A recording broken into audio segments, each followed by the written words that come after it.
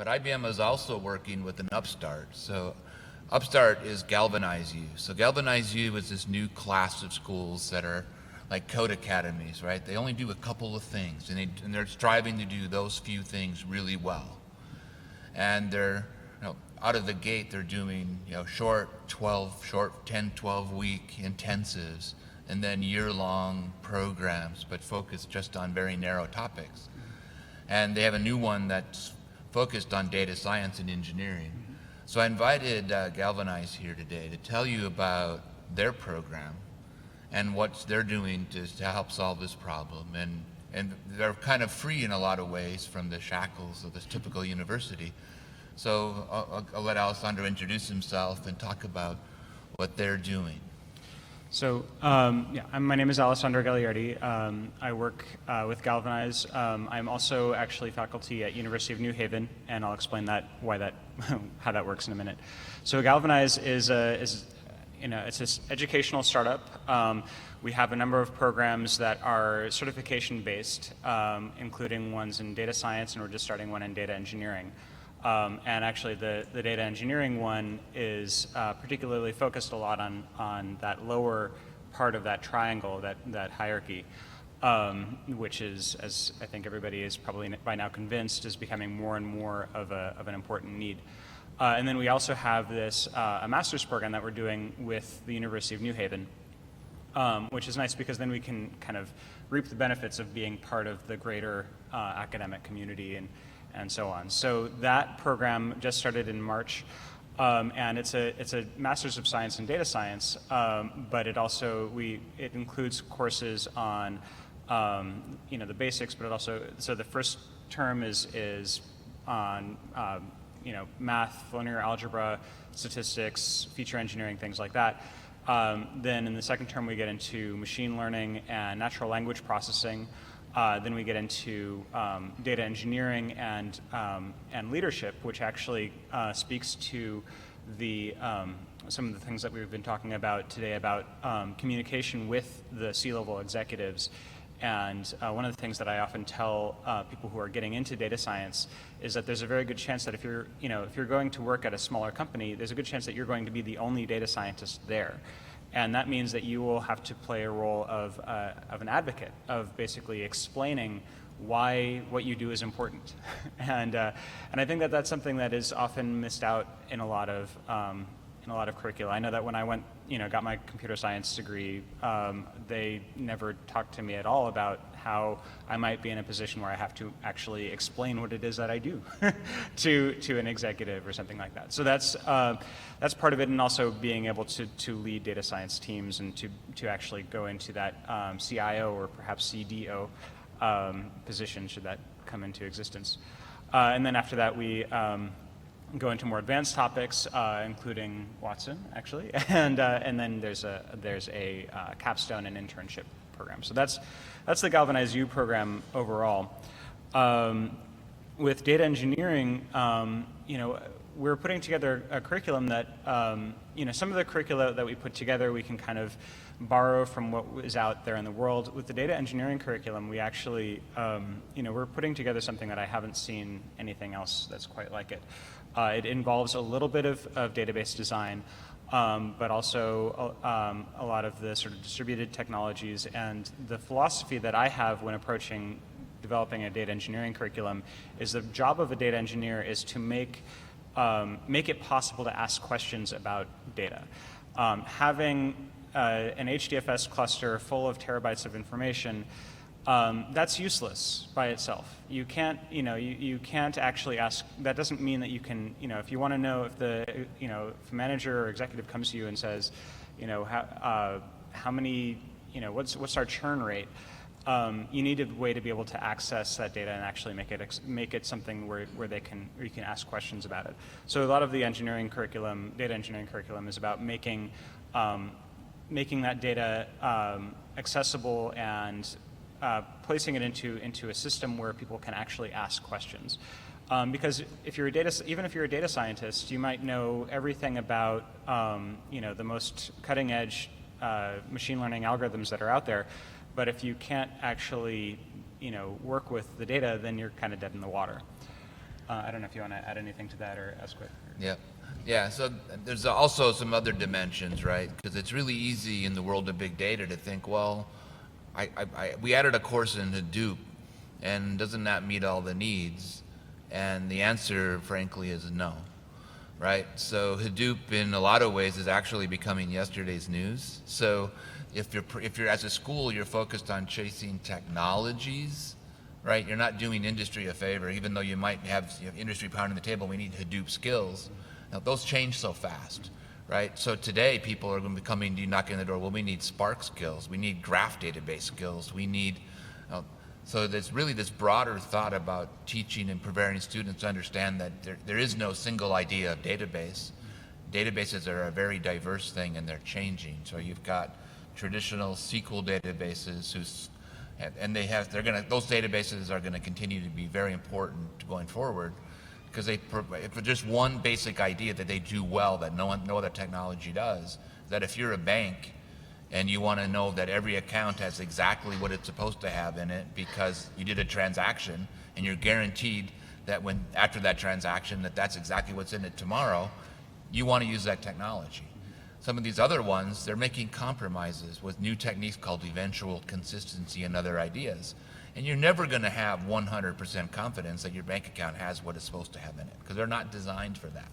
They're designed to get you 99% of the way, and you're willing to take a 1% or whatever the error rate is and say that's okay. But there are problems where that's simply not okay. And there are other problems where, like I said, graph databases would be incredibly different in terms of providing the answer, but it's a whole different technology stack, right? And you're going to be making choices. Do I use Neo, or do I use this graph database over here, right? So it's really more about understanding the concepts of what these types of technologies are and how to apply them versus a specific one. And so it's really important that a data engineer needs to understand the gamut of that. But it's also important to not just think about data science as people, right? So a friend of mine, Michael Lee, wrote a blog post recently that I've been sharing around that he basically came up with a way to articulate what I've been trying to articulate for 2 years in a very clear way. There really are two major classes of data scientists that you need to start with. There's a class of data scientists that's the human one. Their job is to talk to other people. Here's the work I did, and you're going to be communicating that to your peers, to managers, to CIOs, CIOs. But then there's the other class, which he's articulated as the machine data scientist. So these are the ones that are helping the business run the business, and oftentimes in near real time. So some of the best examples I can give you of this, of the type of people that are building these, are like if you go to Google and you start typing in a search, and Google, after you typed a few letters, has a pretty good idea of what the next 10 are going to be, right? That's what a machine data scientist does. They help design those types of algorithms, and then they work with a data engineer to make it work in real time. Or if you log into Netflix and you create an account and you rate 10 movies, it's immediately giving you responses back at what you might like. It's not, oh, I ranked 20 movies and come back in a week because we'll have done the analysis and we'll make a recommendation for you then. No, it's now, right? And there's many other examples like that. There's companies doing this for fraud detection. I can go on and on and on. Or they're using it to make real-time credit decisions, but not using FICO scores, right? There's a whole emerging class of companies that are innovating in new ways, right? Because there's other data out there. FICO isn't enough, right? If you're a small business, who cares about the FICO score of the individual? It's more like, is this business credible? But how do I know it, right? So there's many different avenues, and it's really important that we think about all the dimensions, right? So the human side, the machine side, and then how do I implement it and make it work? And then the broader set of policy issues, right?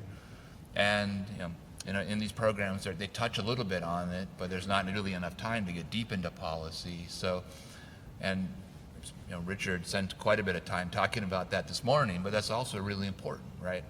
The government policy, the company policy, the individual policy, people don't really understand what these are at any level.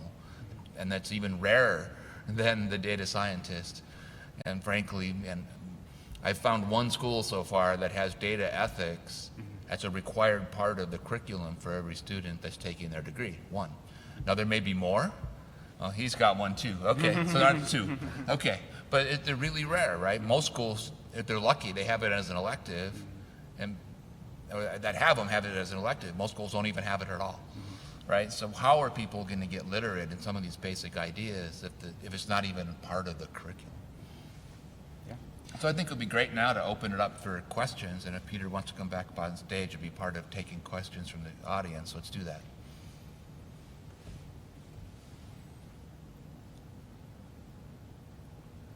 I think one interesting question will be, you mentioned, and thank you for sharing your perspective in this very challenging subject right now, and is regarding school oriented to teach technology. This is old-fashioned.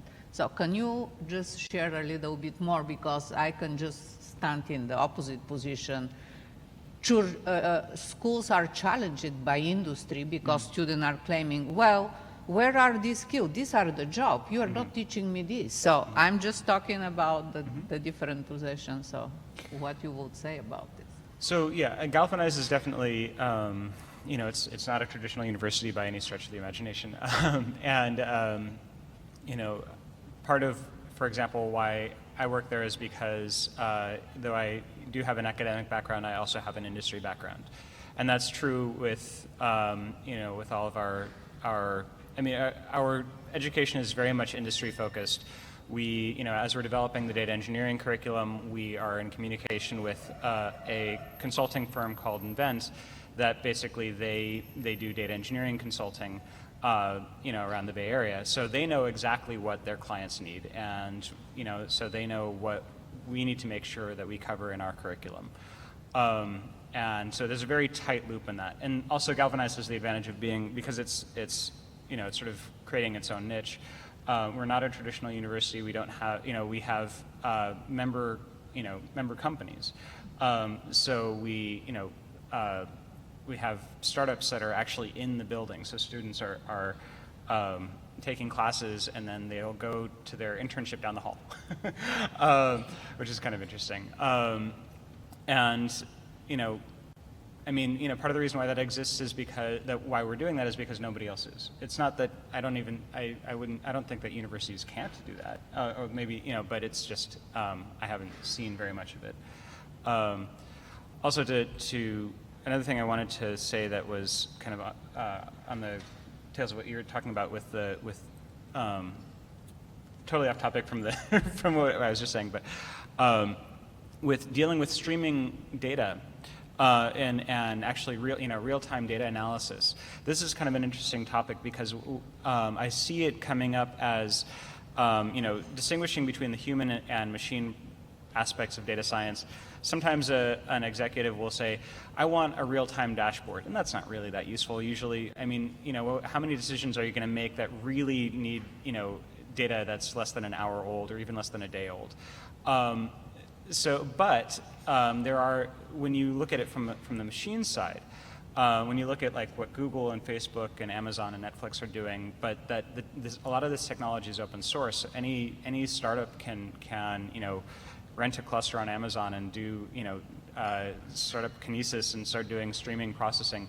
You can actually do things that simply wouldn't have been possible before. And I think that, you know, we've seen some of these innovations in things like real-time fraud detection and stuff like that. But I think that we've barely scratched the surface of kind of a whole new way of things that we can do with data if we can process it in real time and have a system that actually evolves to its user base in real time, which I think is really cool. And you know, I'd like to see more people exploring that and talking about that.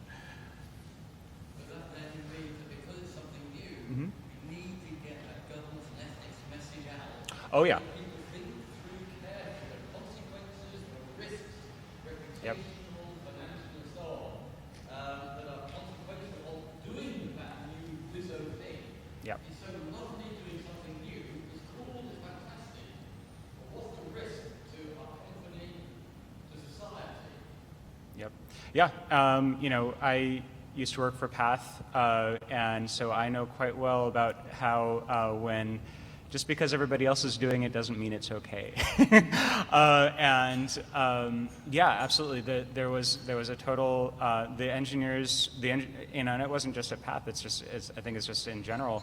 Engineers are typically focused on what they can do, and doing cool things. And is this okay for the privacy of our users? Is this okay for, ethical reasons is often an afterthought. And often by the time that question comes up, it's already too late.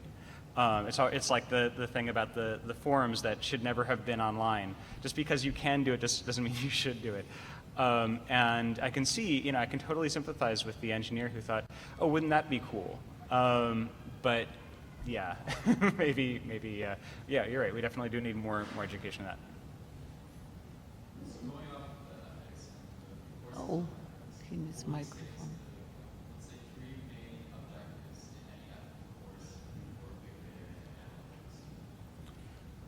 I'm going to let somebody else answer that because I think you guys have given a lot more thought to that than than I have.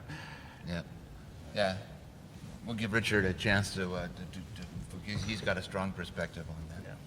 Yeah, I've been running courses on IT law and governance for quite a long time at undergraduate level, and we've now doing one. And you can actually, if you look at my homepage and then look, you can actually see lecture and notes or lecture videos on sustainable information and corporate governance. It covers the sort of things that are really, really important. A little bit on IT law, and then a whole lot about thinking of the important questions in typical situations. And it's finally a module, and it leads the students to think about leading edge technologies as they're coming into the system. And so they've been looking at big data analytics for SMEs, and they've been finding all sorts of different areas. I don't set them a single topic, you go and sort it. Give them a broad area. And you'll see the videos there, and it's kind of great. But it's looking at across the board to try and think about the risks. What are your decisions or your technology developments going to put in the way of opportunities? Yes, because that deliver business benefit.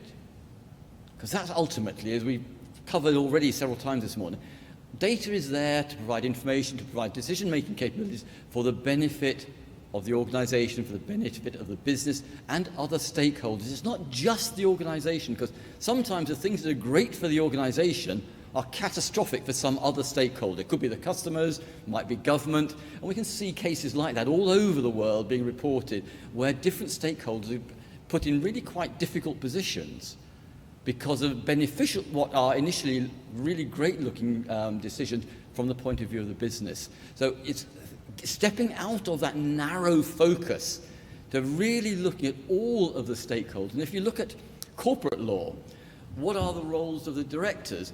And in the UK law, and it's actually fairly similar in the US and others, that directors have a responsibility to a whole range of stakeholders before you touch on the shareholders. The shareholders are the last actual stakeholder that's relevant to your decision making. It's the employees, it's the customers, and then finally is a shareholder. And if you ask any CXO, board member, who are your responsibilities to? Oh, it's the shareholders.